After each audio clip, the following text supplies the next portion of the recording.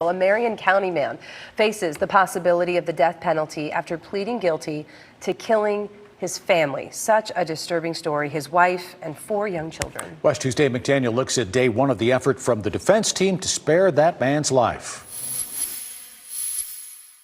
The jury saw childhood photos of Michael Jones as the defense tried to paint a picture of where he came from. What the state presented last month during the start of the penalty phase was the case itself. A September 2019 crash in Georgia, a deputy noticing a smell.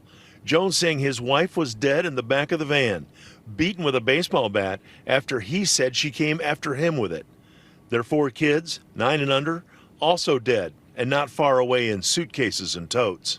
Since Jones has pleaded in this case, there was not a guilt phase of this trial, but there is a penalty phase where the jury must recommend to the judge whether he receive life in prison or execution.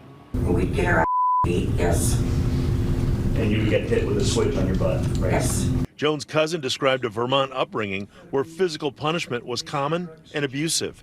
The mother of one of his childhood friends remembered walking away from the home while he was upstairs in timeout, trying to talk to him through the window as they walked away. He just went, shh, be quiet, because he didn't want them to hear. Why is that? He said that he would get developed if they heard us talking.